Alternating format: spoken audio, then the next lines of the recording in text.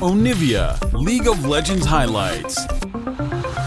The beauty of blue side, honestly, if you have flex picks like this, is that it just makes it harder for Rainbow7 to recognize what they're really going up against. So you're going to have the Mordecai. Generally, the timer that you look for that Trinity Force completion is around 14 minutes for the Hecarim to be able to be effective and be on the mark for where he needs to be at that point in the game. Yeah, and it's a really snowballing matchup if you ever go up against the Hecarim, because also goes into Death Stance afterwards. Like, it's just really difficult. Ooh, how much talk damage? about difficult. Oh! The Bard nearly getting killed, but he walks on top of 3 different health packs. He keeps himself alive, but now he walks right back into the fight. The damage goes through. They can't quite kill him off. Rainbow7 is in some trouble. The backup has arrived. Kongyue is here. It's a first blood. It's a second blood. It's a bloodbath in the bottom lane. That has to be the most tilting moment in League. Who died? Living with under 100 HP.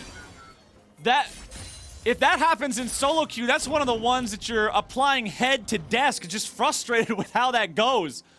Rainbow7 end up losing both of their bottom laners here, but now it will not deter them. Shadow going in yet again. Zenith Blade able to find the mark. Here's the horse, the course. Onslaught of shadows. The cavalry has arrived. The health packs aren't there this time around. A nice binding underneath the turret onto Shadow. That will be a trade kill. Nicely done there by the Bard to make sure that there's at least some... of his camp so he can get to that Trinity Force mark. You have to be confident in how strong your jungler can be in this game. Yep, gotta look out for the jungle the same way the jungle looks out for you, and now the junglers are involved here in the top side. Kongyue shows up.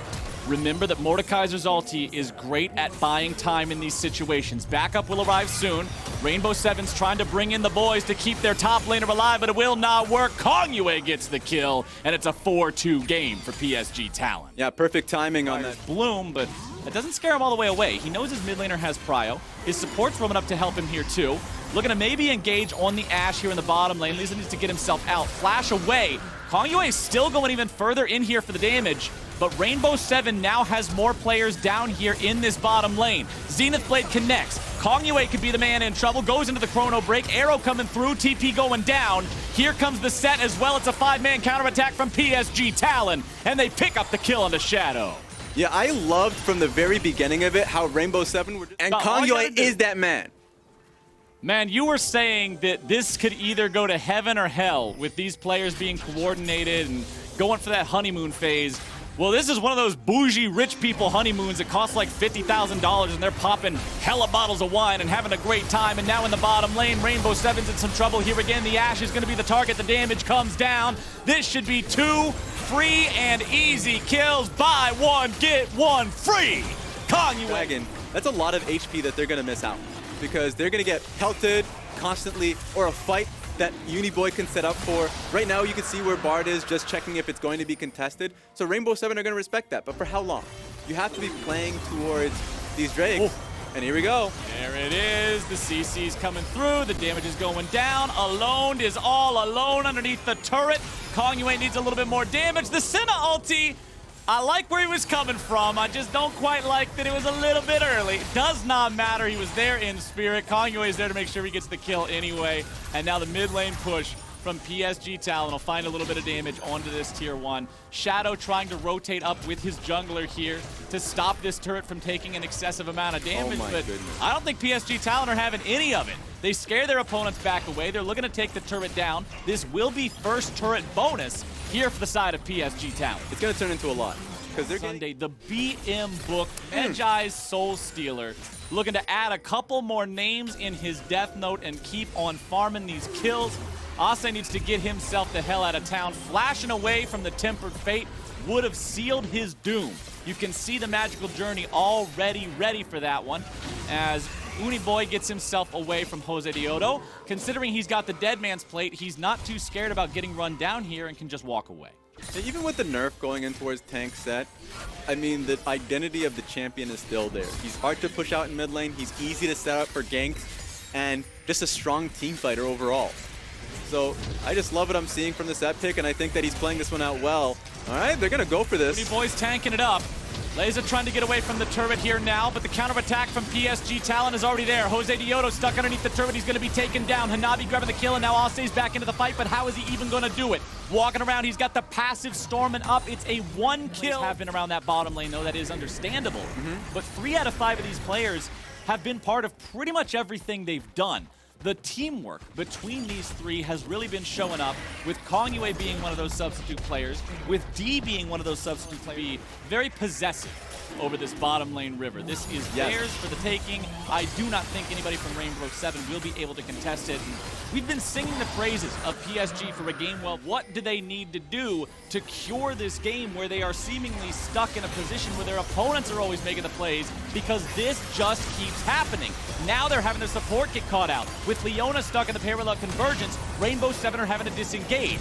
Here comes the counterattack, though, and into the back line, they're able to find the damage onto D. Hextech Ultimatum goes through, and it's going to be a 1-for-1 with Jose Dioto out of the picture. Ausse's trying to buy himself a little bit of time. He is in the Shadow Realm now, trying to walk away. Uniboy's already ready, able to find that face breaker into a minion. The stun is there. The follow-up is out. Kongyue is unstoppable. Alone, stuck alone against the Camille, but he manages to get himself out just barely. Kongyue chasing after. Chilling smite into the hit for the kill. Underneath the turret, the Ash will kite away. Shadow and Leza, the only men still stand to come meet them there.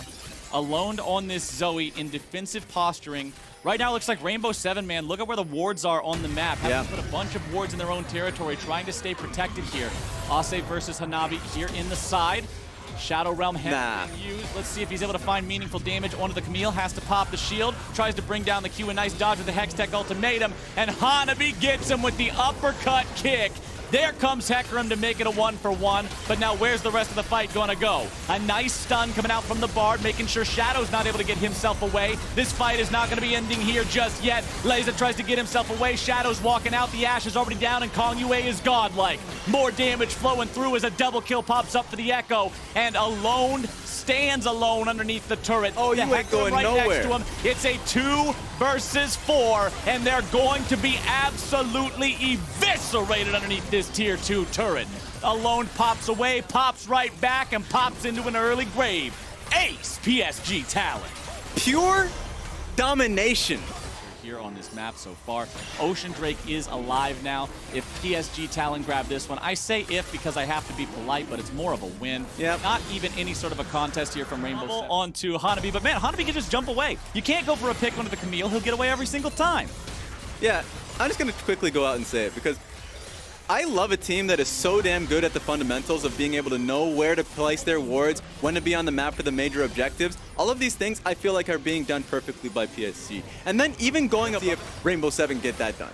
One of the nice parts about having the Ash is you do get the vision that is guaranteed there with the Hawk shot, so they're at least able to be Look at Smite for the Zoe. That the Baron is being taken down. Ward over the wall from Shadow sees Baron at about a 3rd HP. Now it's Camille dealing with Hecarim. He's stuck in the Hextech Ultimatum. He's burning away. He's got 50 HP left. Over the wall goes Kongyue. Beautiful three-man facebreaker into a 4-man haymaker as Alone is trying to get himself away. It's a sleepy set, but he flashes over the wall. Take a nap and enjoy your rest. Everybody from the side of Rainbow7 is going to be run down. Hanabi's cutting himself away. He takes the mace to the face, but it's still going to be the ace. PSG Talon will rend them asunder. Bard said, take that 1v1. Yeah, you want it? Put me in that. Play alongside with that, with the smite that she picked up herself. So don't put yourself in a 50-50. Challenge them in the fight. You've been slamming them throughout the entire game, and you pulled them so far away from their base. Might be able to be killable because of Chain CC. That's just not going to happen anymore. As Parallel Convergence goes down, Tempered Fate comes out. Doesn't find the mark. But Uniboy's still looking to chase these guys. Kongyue going after Alone, taking him down to half HP here already. Shadow going to be tanking up in the middle of everybody, but Hanabi's able to find some damage down onto the value members. Leza might be taken out here first in the fight. There's your kick for the damage, kick for the kill. Over the wall he goes, able to find another. Alone into the stasis. That's a nice golden corpse you've got there, my friend. Double kill for Hanabi as D kites away. Jose Dioto should be able to find the kill here, but that is a 1-for-3. Likely to become a 1-for-4 as the Haymaker will keep the set alive just fine. Jose Dioto charging in valiantly to his own demise. Ace yet again for PSG Talon. There's so much sustain in this comp, and they were able to come out ahead. They may have lost their AD carry. This game looks like a dub to me. We've got 5 seconds before the bottom lane of Rainbow7 is back alive, but that's still a 2 versus 4 right here on this potential game ender from PSG Talon. Shadow will try to hold the line here in the front. Tempered Fate coming out. Ash could be going down. They're stuck in the stasis. Leza likely going to be sent back into the spawn platform the hard way right here. Now they're still going to be getting themselves away. Shut down onto Hanabi, but it will not matter. Nexus is...